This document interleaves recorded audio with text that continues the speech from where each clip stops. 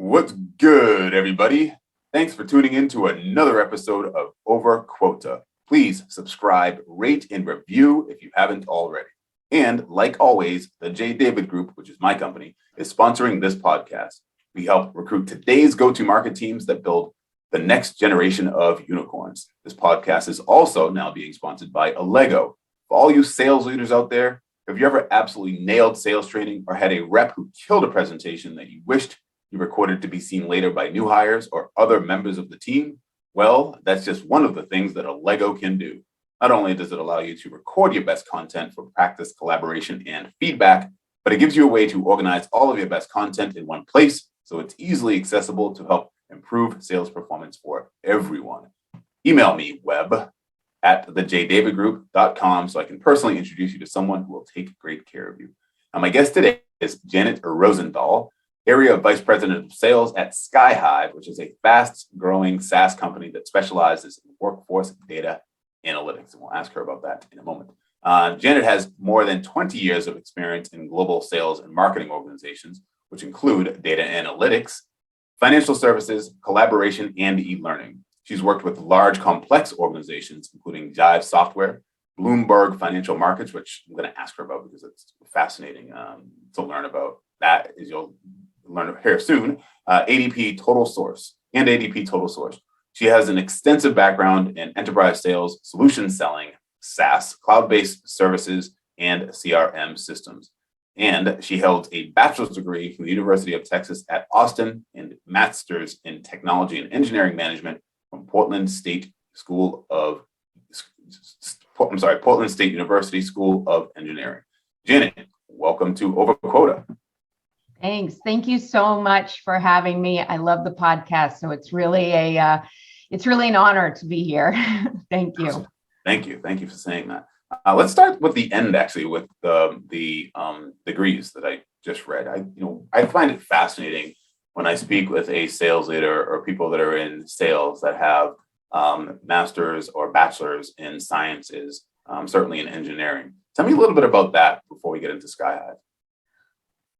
Yeah, I think that the reason that I went for that degree is maybe a little bit different, but in the end, it has really served me so well.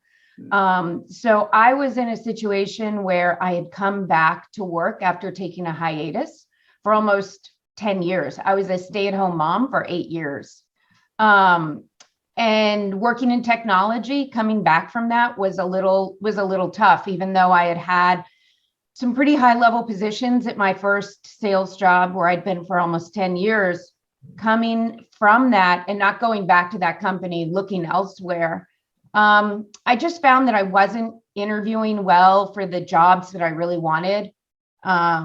I actually had someone tell me in an interview that they didn't think I knew enough about technology to do the job. And so it was a little humbling. And after a few years, I decided that the only way that I could sort of combat that was to really just up my education so that I had that, next to my name.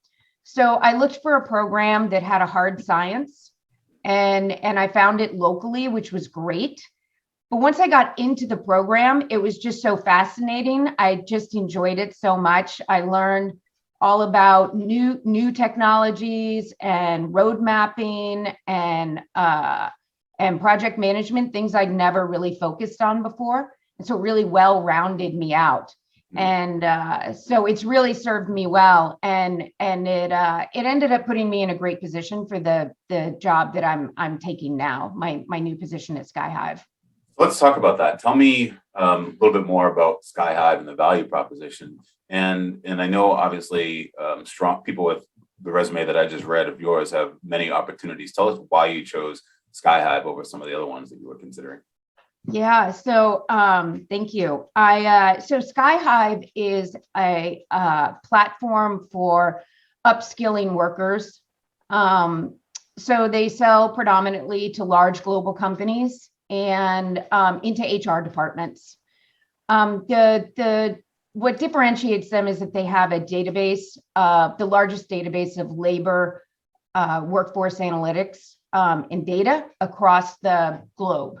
So they use that data and they've created an AI platform to do predictive analysis. So if you're a company and you want to know what the jobs of the future are going to be and how you're going to prepare your workforce for that, then you would want to use SkyHive. And so I particularly have a background in manufacturing with some of the software I've sold. And so that really fit in nicely. But also what fit in really nicely is that for my master's degree, I had to study a lot about predictive analysis, big data. So all of that really tied in really well with my new position in a way that really I haven't never found before.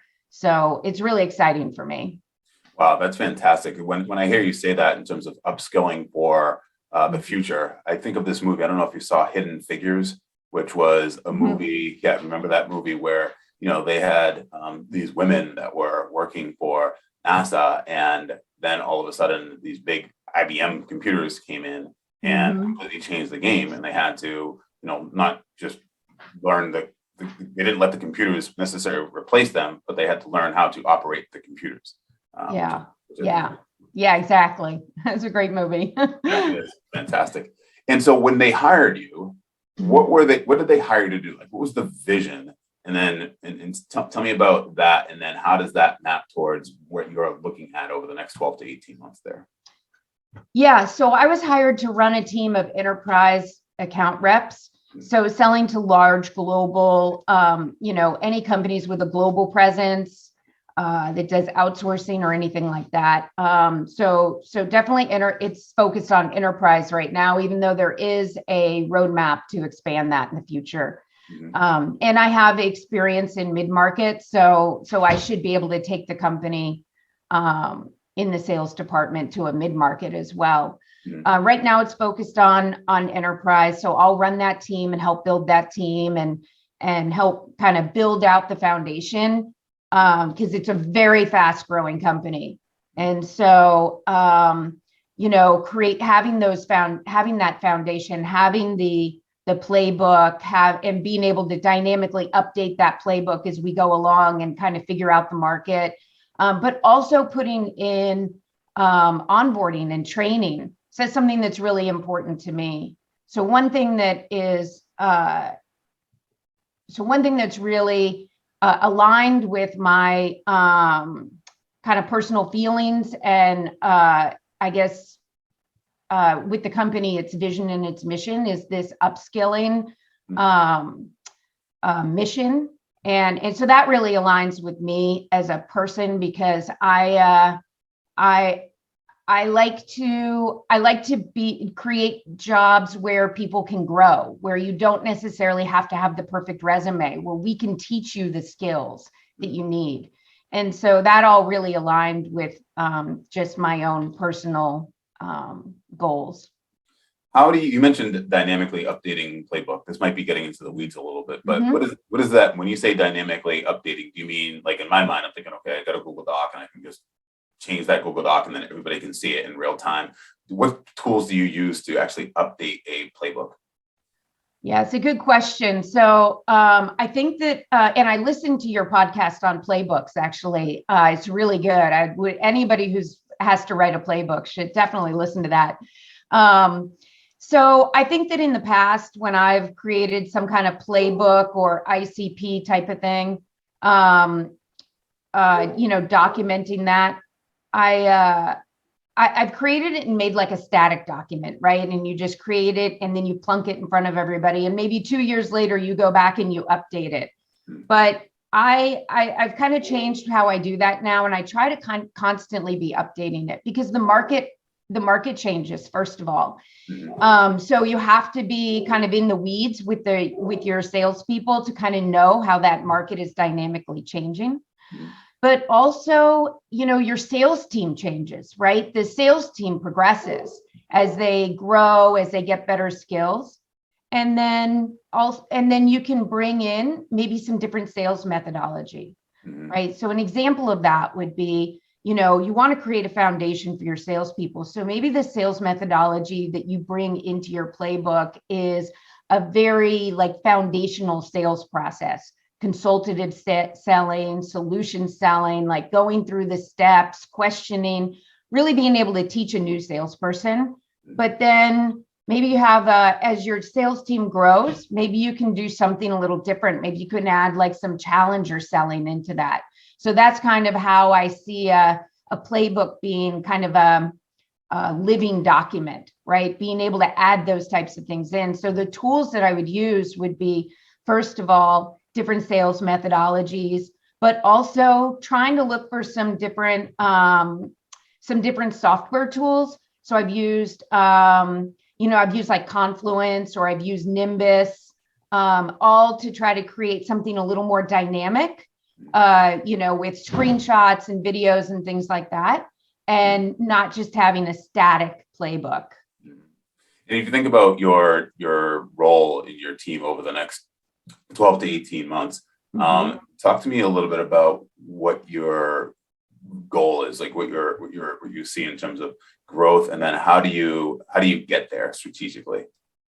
Yeah. So within the next 12 to 18 months, we will build out the team, we'll expand the team, but we'll also probably add some new positions. So to create more of, right now we have more of a flat structure, which is, I don't know how else to describe that, which is everybody's sort of the same, right? You have a team of enterprise reps, right? And everyone's sort of the same. What I like to do is create a foundation. So over the next 12 months, actually, I'd like to do it in the next 6 months because I'm a fast mover. But no, in the next 6 months, what I'd like to do is create the foundation for the playbook, as well as create that onboarding, that training, build out the ICPs with the marketing, with the director of marketing, and build out personas, right? And so taking that structure of every rep being exactly the same and trying to manage everyone the same, being able to differentiate the team a little bit so that you can bring in new people. You could even have like my goal for the next 6 months would be to set it up so that I could bring in an actual training class, right? And that's always kind of really exciting, not hiring, having the tight onboarding so that you're not hiring one person at a time because you get overwhelmed with hiring people. So being able to hire a group of people, and maybe even in different jobs, right? So maybe a BDR and an enterprise rep, but because your onboarding is such that you can onboard them at the same time, they can do some activities together, but then some activities they go and they work with their various, groups. And so you can really differentiate your team that way, but you really have to start with a good foundation of training and documentation. And so that's my goal for the next 6 months, is to get that training and documentation set. And then after that, be able to scale up the department so that the end of 12 months looks like a differentiated department. So we would have the ability to do more outbound, right? Because we would have people who have that skill and are focused on that, rather than have everyone with trying to get the exact same skills that we need right now, right? Try to be proactive, not reactive. Right. And all that you're saying there, obviously your prior experience, and I mentioned some of the companies, but your prior experience informs you of how to make certain decisions and certain opinions that you might bring to the table. Tell me a little bit more about that. Like, I know I alluded to Bloomberg as an example of where you started your sales career, or at least, certainly an earlier stage company. Tell me where your decision-making and foundation for building these playbooks and training comes from. Yes, I was just super lucky it was a long time ago in the 90s, but my first sales job, which I had, different positions, but I worked at the same company for almost 10 years. And it was a company that happened to be booming at the time. So it was Bloomberg. When I started we were a pretty small sales department, and we covered everything out of New York City. Now, it was interesting because when I started there, I worked in the niche. They had a niche product. It was just for government and mortgage trading, desks, bonds. It was very nichey. And I came from that. That's where my first job had been. And so I was hired into that. I went through a training program, which gave me really solid training. We did one of those, very intense 6-week training programs to learn the system. So even though we were selling and we had people to back us up in the platform, we had to know the platform in and out. And so we went through really intense training. And so I really valued that throughout my career, that learning the system, learning about your customers really deep in the beginning really sets you up for being, autonomous and being able to learn as you sell. So I went through the training program and we started, and right then the company was shifting. Like that moment, they had hired a group of salespeople. So we were shifting from a niche product and we were going to cover all financial markets. So this is before the TV station and the magazine and all of that.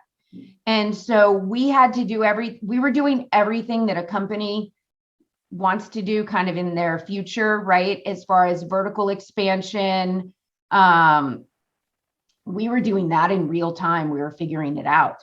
And we had to work like a well-oiled machine. So we all had to share information, and we had to, constantly be figuring out how we were going to move into the next vertical. My vertical, it was always a trading desk.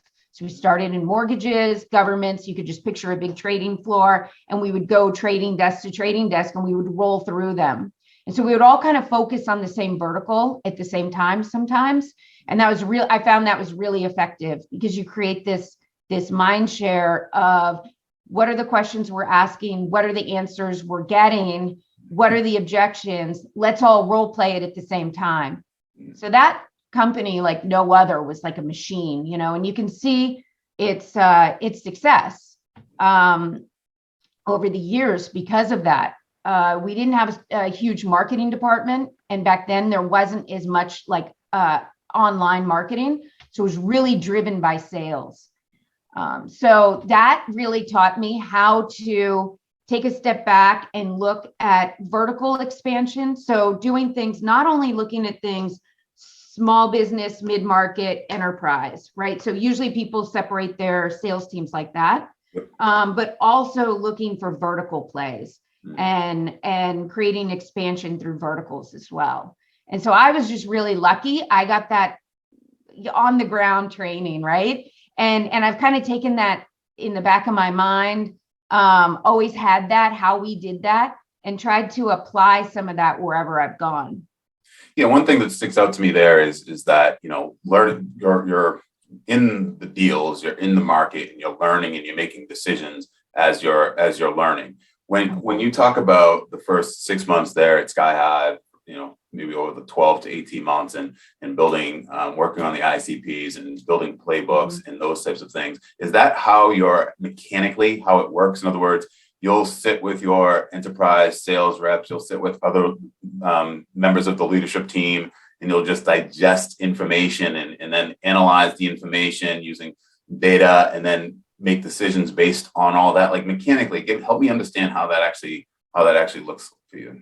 Yeah, I definitely am, spreadsheet queen, right? Every piece of information I gather, I drop it somewhere in a spreadsheet. I mean, the spreadsheets that I create are just like massive. Wow. But I like to track everything like that. And then I start breaking it out. Like I said, I'll create a vertical spreadsheet where each tab is a different vertical. And then I try to look for the patterns. And then the same with like the questioning and the information that I'm getting back. So I do look at everything. I am kind of a data-driven person. So I do look at everything like a set of data points. And then I try to I look for those patterns and those connections in between. So you can start to draw conclusions about, different objections you're getting maybe across different verticals, what's in common and what's different, so that you can then start building out your playbook differently. So you can start coaching people in each vertical or for each persona. But I like to build it off. Like I said, I'm pretty data driven. I like to build things out very, very specifically. So if I'm going to build out, like, for example, I'm creating this foundation, this playbook. If I'm going to build out a persona, right, an HR director, what is a VP of HR at a global company look like, right? So yeah, there's going to be these attributes, what they're in charge of.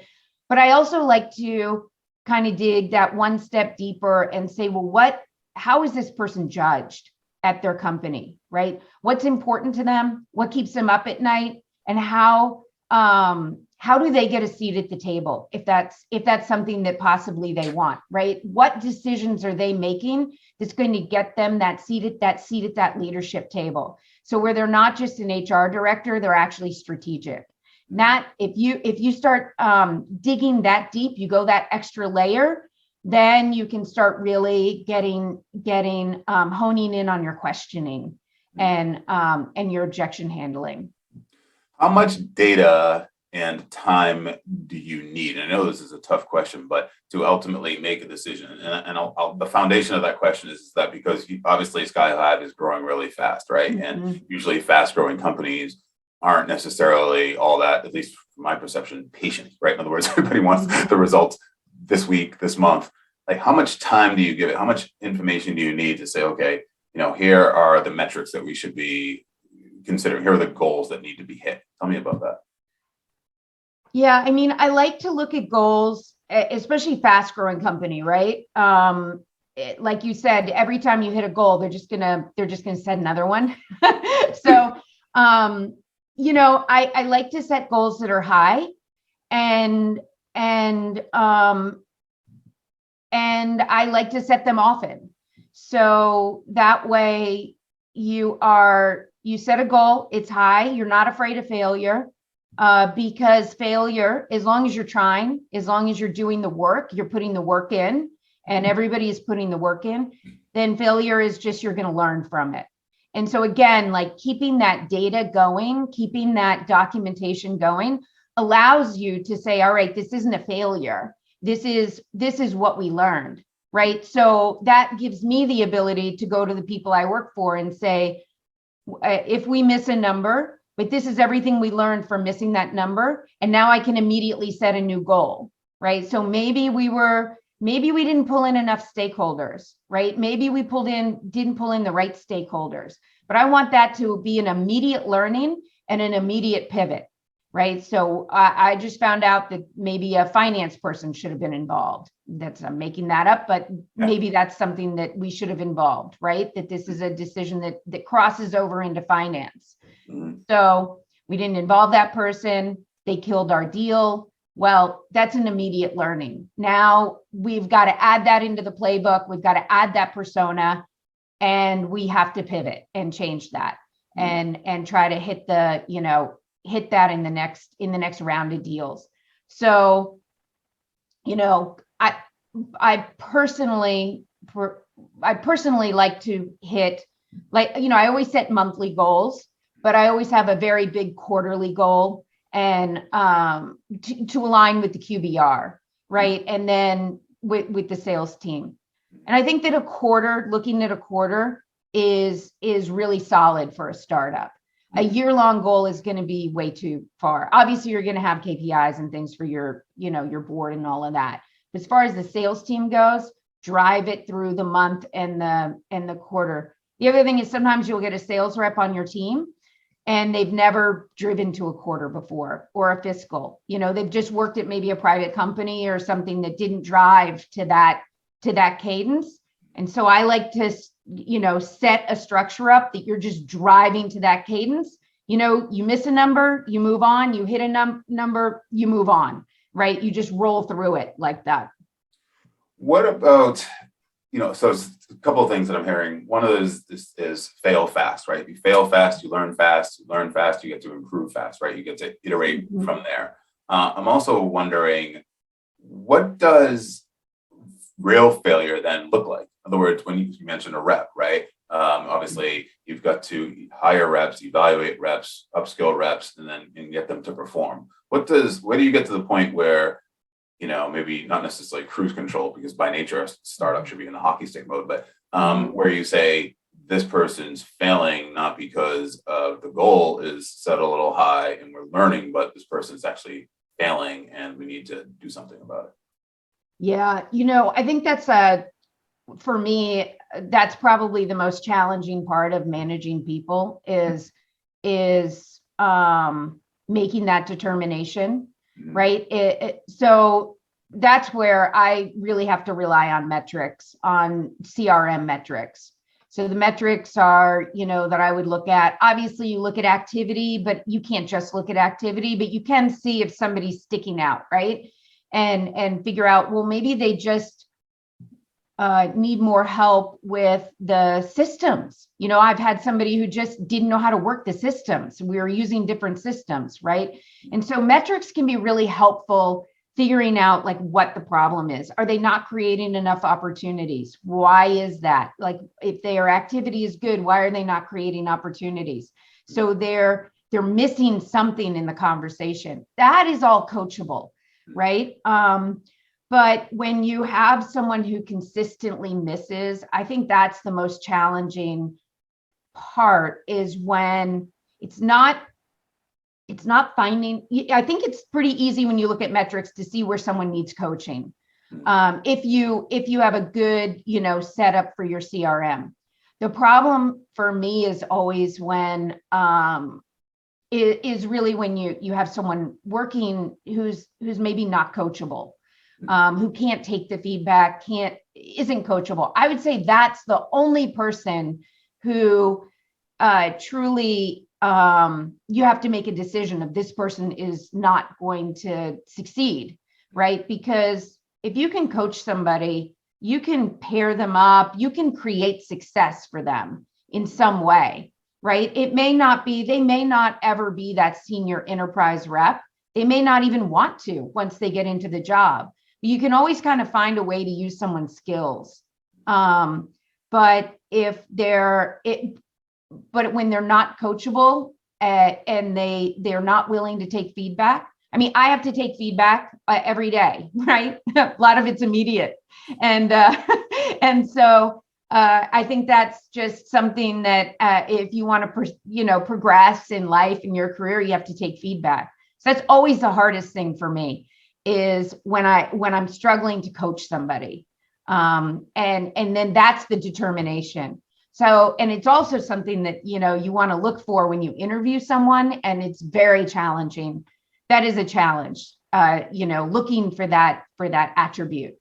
It's really important. And I feel like there's two sides of, I guess you can call it successful coaching, or at least somebody, I'll say, where somebody exhibits the trait of coachable, right? There's the willing, and then there's the able, right? I feel like some people are willing to be coached, right? But they're not able necessarily, where it's there. You can see that they're trying, you see one, but they just don't really get it. And then there's people who are just unwilling, which obviously to me, it's more clear and it's easier to, move on from them, I guess, emotionally, I guess. But what do you think about that? What do you think about willing and able? Yeah, I think that you can, the people who are willing, I think that you can figure out a way that you can help them be successful. And, I'll give you an example. You have that person who maybe is they come into sales, right? So people come into sales for all different types of reasons. It's not one of those jobs that you go to school for. Right. So usually somebody falls into a job and they have a particular talent for it, right? Like they just have that, but that talent will only take you so far. And so they'll have some immediate success, but then they hit that cap where they can't go any further. And that's the person who's usually willing, but they just don't know. And what they usually need help with, they need coaching with, is actually the work of sales, right? Which if you are a salesperson for any length of time, you know that the real rainmakers are, they are dropping everything into a spreadsheet. They are hitting, dotting every I, crossing every T, right? And so usually that's what people are missing, And so if you give them a really solid like plan to go through, like a solid methodology where they can say, okay, I'm not particularly good at this part of sales because it's details, and that's not why I fell into sales. But if you give that to them and you say, trust the process, go through this, and just don't worry about it, and just go through this and check off every box, and at the end you'll be successful. Trust that process, and if you can coach them through that, that's an example of someone who's willing. They just don't know what to do. They've never had to do it before. And those are usually the people who are, I find, the most in sales, are the ones that came in because they have this talent, and then they get into a job that's pretty tough, and they have to really figure out how to go about like the real job of sales, like it's a profession. And that's where, that's where really the salespeople separate, I think, is you have someone who will always have a certain amount of success. They're like the B player, the C plus, B minus. That's like the talented person. But then your rainmaker, that A plus, they have both. They have the talent, and then they sit there and they force themselves to do the dirty work. Yes, for sure. I love hearing you say that too, because I feel like more and more sales top performance is more science than art. People, you hear, you see these movies on TV with Glenn Ross, and some of the other things, and you see to you like the talent or the sales attributes, or that person's creative, or they can, they're tenacious, and all that stuff is important. But to your point, dotting the I's, crossing the T's. By the way, somebody with a master's in engineering, I would imagine that that'd be important. Which is why, again, just going back to your own experience, where you have that right brain and left brain operating, it can be unstoppable, right? Because you have the art and the science working together. Yeah, I think I can't remember what book I read it in. I do like to read sales books and that type of thing.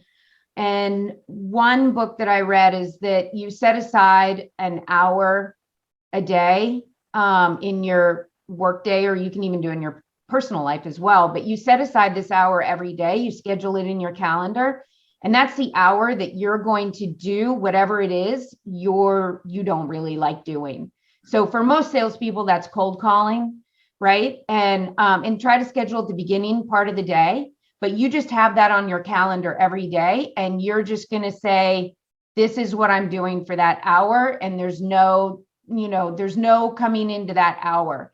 And if you do that and you follow, again, it's like being methodical about it. So most salespeople, it's the cold calling, but for some salespeople, they love getting on the phone and calling out. It's the follow-up, right? They don't like to do the follow-up. They love the demo, and then they just want people to buy.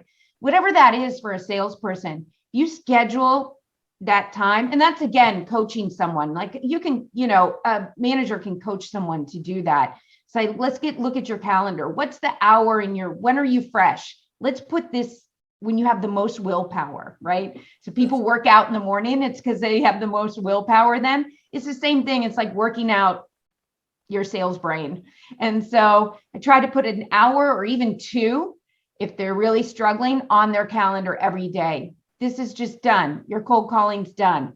The rest of the day, you're going to manage it how you want, right? And so just that little bit of coaching sometimes can make the biggest difference for somebody who's struggling to get to that next level. Yeah, I thought the first thought of your mind was going to be entering data into the CRM. I'd say that's probably number one for a lot of sales. No, yeah, entering data, right. Usually it's on usually salespeople are doing it Friday before your pipeline review, right? An hour before. Yeah. Yeah, right, for sure. I would definitely resonate with that, although I have my team always doing that. One thing I want to talk about as it pertains to goal setting is confidence building, right? In other words, when you have a higher goal to achieve and then fail, but you're failing and you're learning, which is always good. How do you build confidence in the people on your team so that they feel good that they are getting closer, at least to achieving a goal or some sort of an objective along the way? Yeah, especially if you're at a company that, if you've ever been at a company um, where the deals are hard to come by, Yes. where everything feels like it's just painful, right? You can't necessarily go by sale. So I think that I think that's when one-on-ones are really important. That's something that I've learned about. I used to do one-on-ones like just deal reviews. And I think that it's really important not to do a deal review in your one-on-one, or that be the only thing that you do, but really finding what would be a win for that person. Whether it's setting up a meeting off of an outbound call, right? For some people, that is the hardest thing that they'll ever do, is picking up the phone and actually get a meeting with somebody who's never heard of your company before. So setting a goal like that for one rep. For another rep, that's not a great goal, because they're the person who sets up 10 meetings a week because they love to cold call, right? So having individual goals and having those smaller goals, right? One thing that I like to do is if reps are doing their own demos, or they're doing at least part of their own demo, try to get them independent in that section or whatever they're doing on their own. And so say, okay, I want you to do the introduction, and then I'll take over with the slides, right? The next demo, I need you to run through all the slides, right? That's a huge win for some people who are not used to maybe doing their own demos, right? Something like that. So having those small goals, I think that it's really important to figure out, to align that also with what the reps' goals are, not just my goals. Right. So my goal is to get you here, but their goal may be something different, right? Their goal may be just to, get to their first demo, get to their first sale, whatever it is. Their goals may not be the numbers. So one thing I learned this from a previous VP is during that first one-on-one, saying to them, what is it that you want this year? What are you playing for? What is your win? Because someone may say, well, I just want to hit my quota. That's it. That's all I care about in life. Another person is like, well, I need to put in a new kitchen in my house, and that's really all I care about this year. I need to get, whether that's over quota, under whatever it is, I got to get that new kitchen. Right. So, that's very different goals in life, right? Maybe it's somebody's first job. They just want to learn how to be a sales rep so they can have a career. And yeah, they want to hit their quota because they want to be successful, but really just being successful may be the biggest goal for them. And so really, like, asking that question and finding that out is super important going forward, so that you can set those small goals to align with that, right? So let's figure out, to get to that kitchen remodel or your quota, how many deals is that this year? How many demos is that this year? Let's back that out into how many cold calls you have to make every single day. Let's actually put a number on that, and backing that all the way out down to your daily plan. Now, all of a sudden, you've given them control, and you've given them these things that they can look for every single day to hit that goal. Because I know I like to work towards a goal every day. Mm-hmm. Yeah. And ultimately, once you know that as a leader, you can connect them back to that on days where they might be struggling, or, where they're not, their activity might slip. Like, now what's motivating that person and driving them, every single day. Mm-hmm. Yeah. And, it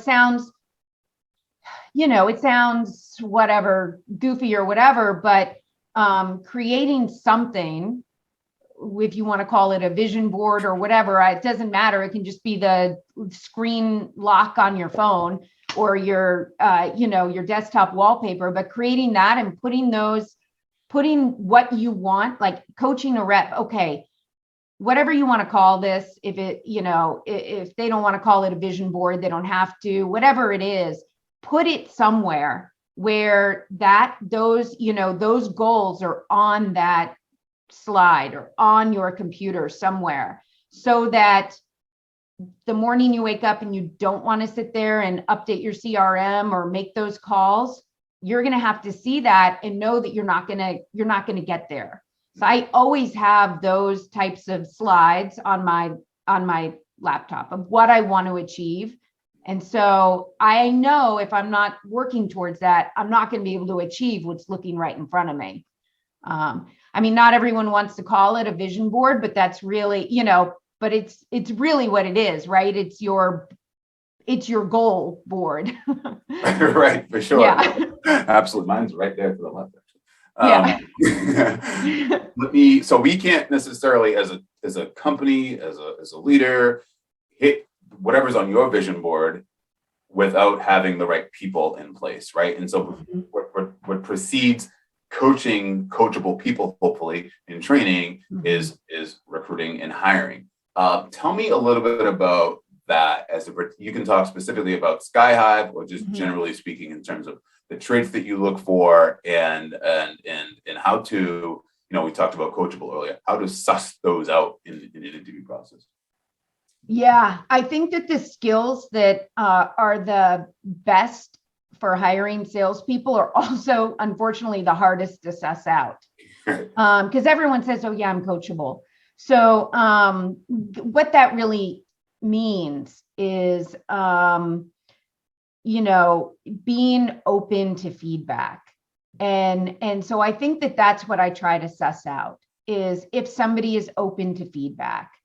And so you can ask some questions about times when they've had to pivot, times when they've had a job where it turned out it was different than what they thought it was, and they've had to kind of reprogram. Those are all questions that are pretty good to ask someone in an interview process. I don't look for like a specific resume, right? Because I think, first of all, right now it's really hard to hire people. And if you look for a very specific resume, it's going to be hard to hire that person. Their companies are keeping them. The other thing that I don't like about looking for a specific resumes, well, two things. One is I think that hiring outliers tend to be your A players. I always think that the outliers are the A players, if you can find them. And so it's really a willingness for them to learn something new.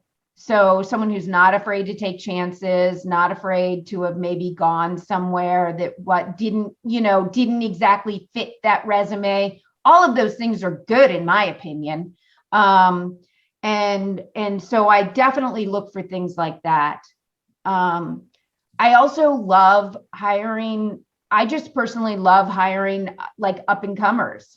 That person who, again, maybe they fell into sales because they had a little bit of talent, and they're looking for that next gig where they're going to turn into a rock star sales rep. They just need the right product and the right coaching. And so I love up and comers. I was an up and comer when I got my first sales job. And I just know the gratefulness that I had for that job, the willingness that I had to just roll with it and accept changes and not push back. All of that is what like an up and comer will have. And so if you're going to hire a lot of up and comers, it goes back to that foundation. You have to, and again, not all of this is, I knew this ahead of time. Like some of this, I definitely had to learn along the way, right? You have to have foundation, and you have to have a couple of solid reps who can help you coach. Not everyone wants to be coached by me, and there's things I don't know. So being able to do some peer coaching really allows you to hire those fresh, bright-eyed and bushy-tailed reps who are going to really dive in and kind of take take everything to the next level because they're not looking through this experience, 30 years experience lens. So not that I'm not saying that, I mean, I have a lot of experience, and so I like hiring experienced people as well. I do think it's really challenging right now. So you have to be open to a lot of different things. I was looking, I just conducted this job search myself the last 6 months, and I noticed something on some job postings, which I really loved. And it really made me want to apply to these companies. And it said, these are all the requirements we're looking for. And of course, it's like no one has all those requirements. No one can do all that. So it has all these requirements, but it said at the bottom, if you don't have these requirements, but this is you feel like this is the perfect job for you, please write us a letter and tell us why. Wow. I know. And I just thought, wow, like that's a company I want to work for, because I could write that letter. If it truly were my dream job, I could write that letter. And so I've been using a job posting board called Titan House, which is a really great job posting board for salespeople. But I've been I have written that a couple of times, and I like some of the responses that I've gotten. And so I really like that a lot. That is very cool. I love that. It's so refreshing. Yeah. Let me tell you about a CRO search that I'm about to pick up that is about as exclusive as you can find. Mm-hmm. I'll share that with you later. But I wonder, you have the outliers and then you have the industry experience, and you're a data person, obviously. So I'll ask this. Have you in your past had a situation where you had an outlier and an industry experienced person on your team, and have that outlier outperform the person with industry experience? Oh, 100%. I have that. I've had that on every single team. Wow. And I think, yeah. So I mean, industry experience is great, and people can come in and they can hit the ground running and just roll through. But I do feel like especially if you're at a startup, you're trying to adapt fast. And so somebody who's they're already in learning mode can oftentimes, like I said, kind of pivot faster, and they're really listening to the answers of questions that they're asking of the prospect, because they actually need to know the answer. They don't know. And so sometimes I feel like they're just more open, but I've definitely had that on every single team. I think one of the things, going back to like what you look for. So one of the things that I've looked for is, and I guess it doesn't really fall in outlier or industry experience, but it's a person who has sold a product that they had to create a vision for, right? So you have a product like maybe a sales enablement tool, and there's maybe 10 other ones in your space, right? And so that's a very different sale than someone who is maybe bringing a new product to market, or there's not so much to look at in the software, or it's just a change in doing business. That person has had to connect with someone that they don't know, and they've had to say, I want you to picture your life if you used my product, because it's going to look different than your life looks right now. Picture a world where, right? If someone can create that vision, then I really feel like you can coach them to a sales job. And so that being able to create that vision, that's not something that is necessarily derived from experience or no experience. I've worked with highly experienced people, 30 years experience, and they cannot create that vision. They don't have that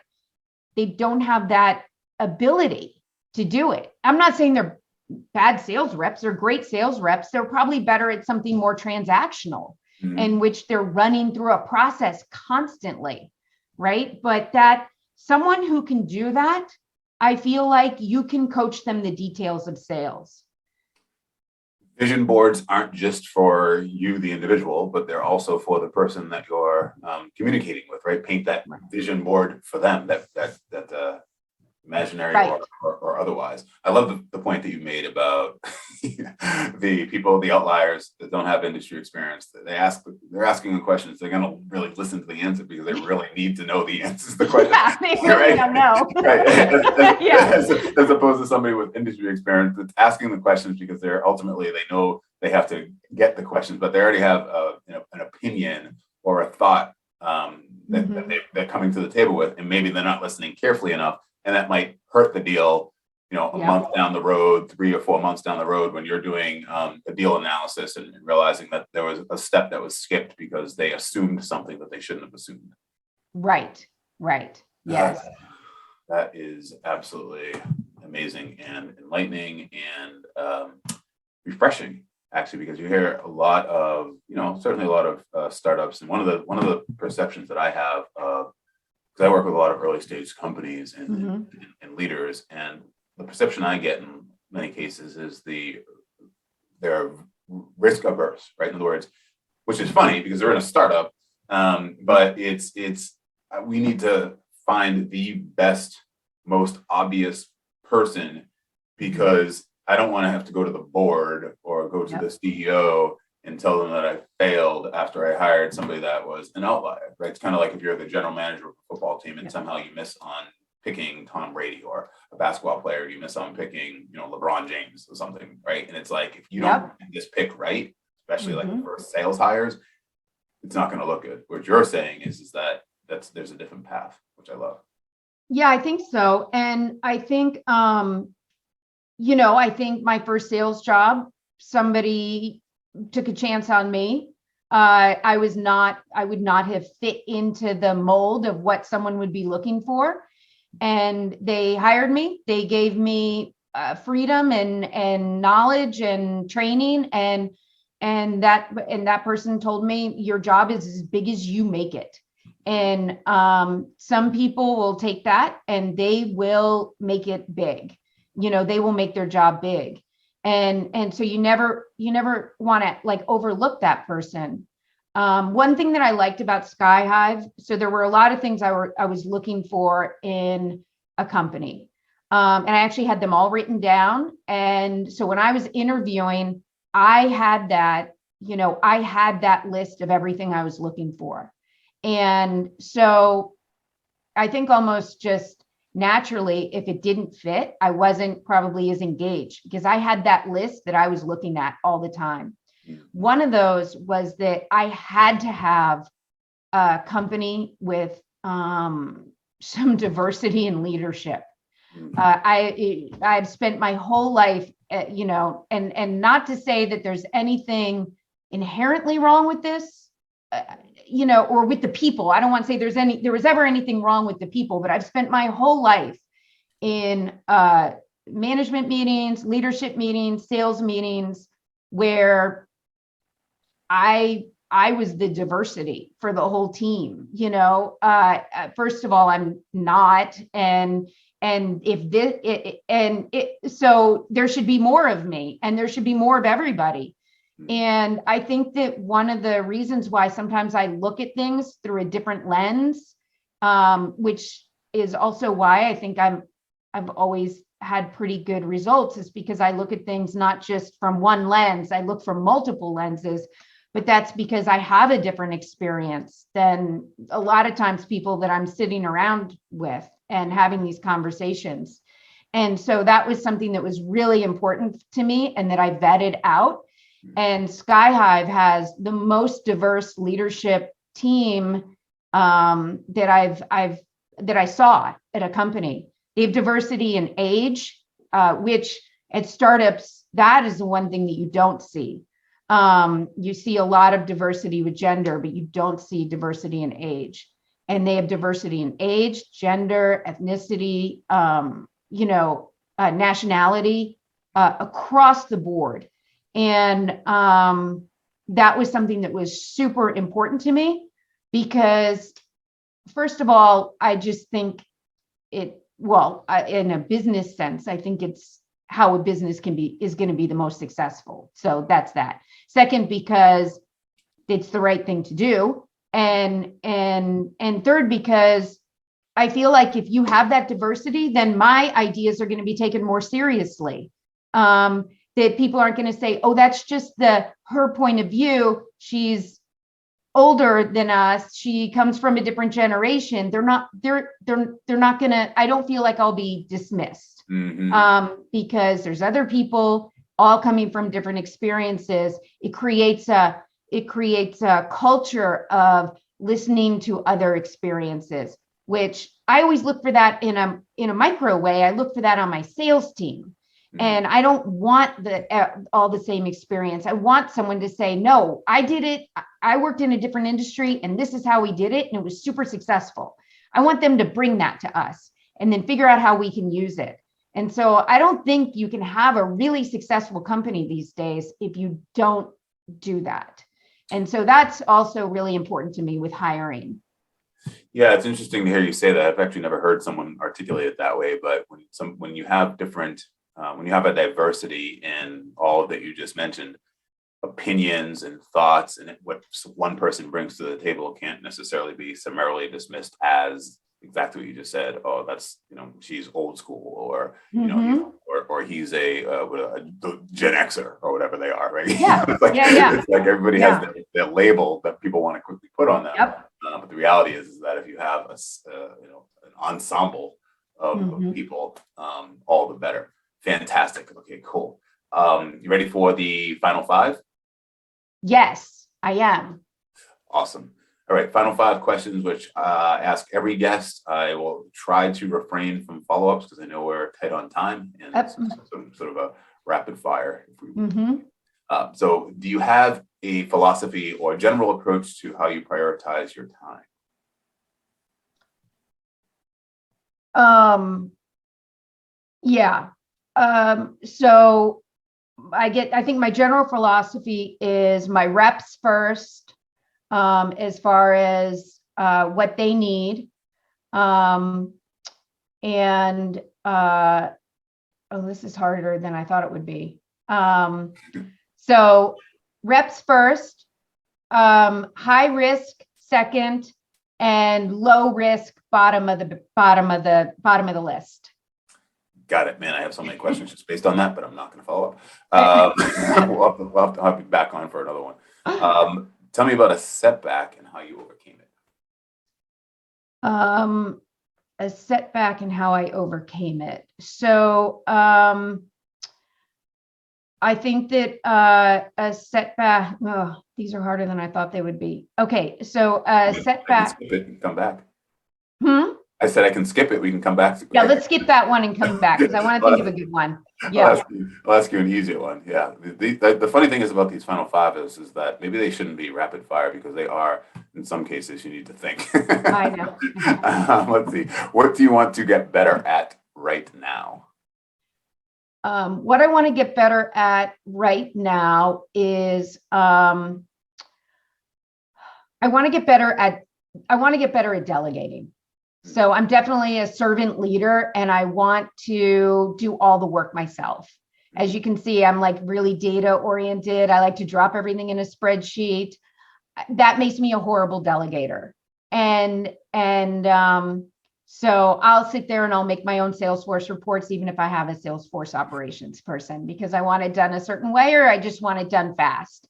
And that is a really big challenge for me because I end up, I think a lot of us end up getting a little burned out when we do too much ourselves, and we have to go for progress and not perfection sometimes.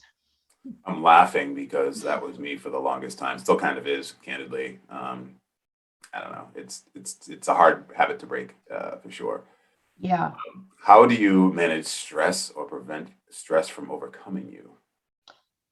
Yeah. So I have a few things that I do. most important thing is that no matter what, every morning I spend time outdoors in nature and I exercise every single day, 7 days a week. I don't really ever miss it. I'm never too busy. If I have to schedule it around something, I do. But every single day I spend at least an hour outdoors, and preferably in nature. And usually I'm running, but if I don't want to run, I walk. And I have dogs and they go with me. And it's my time that I have to, I don't listen to work. I don't listen to calls or any of that. I don't do any of that. Sometimes I'll listen to a podcast if it's something I enjoy, but it has to be something that I enjoy. It can't be like I would listen to your podcast because I enjoy it. And it would be like listening to, a friend talking, but I don't listen to necessarily like gong recordings of sales calls or anything like that. Yeah, I think that's really important. Even if I find myself working like a 14-hour day or something ridiculous like that, I always have that hour. I don't skimp on that. I skimp on other things before that. Well, I'd be honored to be taken on one of your walks with your dogs, considering when I walk my dog, I'm listening to podcasts as well. So that would be pretty cool. Okay, getting back to the tougher question. Tell me about a setback you had and how you overcame it. Or I think generally how you overcome setbacks. Yes. Yeah. I think that, I think that I already talked about it, actually. I think that time in my life when I came back to work, I came back to an industry, and I felt like, I mean, to be honest, I felt like I almost created the industry. Like I was a software salesperson before a software salesperson existed. Before that was a real job that people went after, right? So I had that job. I had done product management, so I'd had a technical role. And then to come back, and I'm in my 40s at this point, and I had kids, and I'd missed this block of time. And to come back and to see, I think the hardest thing, the most kind of devastating, and maybe lots of people experience this, but to see that people were treating me in a way that I didn't view myself. So they were treating me as somebody who wasn't up to date on technology, who couldn't understand it. They saw me, the mom in the neighborhood, whatever it was, they were viewing me differently than I saw myself. I think that was kind of a low point, right? Because there's nothing that you can change about yourself. That there was nothing I could change. There wasn't anything I could work on. And so and it felt like whatever I did, it wasn't working, right? Whether to change your clothes or color your hair or whatever, it wasn't working. It was just an attitude that I couldn't quite push through. And so that was when I decided to go back. I just got frustrated and now obviously I'm very lucky that I had access to a university, that I had access to loans and the money to pay for it. So it's not a poor me situation. But I think that what I learned from that experience, which is most important, is that as I took action, whatever, and I didn't really know what action to take. I just took an action. So when you have a setback, the best thing to do is just take an action. It's okay if it's the wrong one. Action tends to lead to more action. So I took this action, and what I found was that I actually really enjoyed the degree that I went and got. The action was that I applied for this degree. And what I ended up learning was that I actually really enjoyed it, and it helped me in my job later, but it also gave me some confidence. And I also believe it upped my resume a little bit in that stack of resumes, right? So they were going to get 100 resumes, and that one with that master's degree is gonna maybe negate the 10 years of not working, right? So they may be able to overlook it. And so I don't know if the master's degree exactly did what I wanted it to do or what it needed it to do, but it helped me in other ways. And so just taking the action really is the step to take when you have a big setback. I bet that confidence in getting the master's degree showed up in your interactions and interviews as well, right? Almost like to your point, maybe not necessarily directly like, okay, you have your master's, okay, great, we'll hire you, but just you walking in, knowing that you have that master's, that armor, if you will, and showing up maybe even differently. You talk about things that you can't necessarily do as far as changing your hair and doing all those other things, but just to your point about taking that action, getting the master's, and then showing up with confidence and owning. And I think that there's probably something to be said there. For sure. I wrote down the word grit because as you were talking about that, I'm like, that's an intangible that you absolutely have, of course, which is great. What last question? Second to last question. The other one's it's even a softball. What are you most excited about right now, both personally and professionally? So what I'm most excited about is personal and professional, because I feel like I found a job at a company that really blends the lines of personal and professional. So a company that has a mission statement that is something that I 100% believe in and use in my personal life. And that is creating the pathway for people to attain jobs. Right. So right now it's impossible to hire people. Everybody says it's actually not. It's impossible to hire certain jobs. And there's a lot of unemployed or underemployed people out there. And so that's why I've always really embraced training, because those people who are underemployed or unemployed, they want the jobs. They can't get them. And then there's all of us over here saying, I can't find anybody. Right. So it's really this misalignment. And so the company that I'm working at, actually, the mission of the company is to bridge that. And so it's a personal and a professional goal that, and I believe that when we're most successful, we're in alignment. So if you've ever been out of alignment with a job, it's pretty hard to hit your quota. It's pretty hard to do well. It's because you're not in alignment anymore. And so to be in total alignment, I know that we're just going to kill it. We're just going to slay. And so that is what I'm excited to be someplace that's in alignment with myself, but also obviously I'm excited because we're going to blow it out of the park. I love it. I love it. And so people who want to be on that ride to blow it out of the park with you, perhaps, and tell me a little bit about, are you hiring? Which positions are you hiring? And how can people get in touch with you? Yeah, so we're hiring sales reps. You can find me on LinkedIn, and I'll definitely post this podcast as well. And all you got to do is shoot me a message. And like I said, so we need sales reps, and we'll probably be hiring up some BDRs as well. And so again, if you have the perfect resume, definitely shoot it over to me. If you don't have the perfect resume, then just write me a letter about why it's the perfect job for you. And I'll definitely read it. And make sure you put your over quota podcast interview on the subject line or somewhere, early in, so that Janet can make sure that she prioritizes your resume application and all that wonderful stuff. 100%. Yep. Awesome. Janet Rosenthal, thank you for going over quota. Thank you so much for having me. It's super fun. Goodbye, everybody. Cue the music.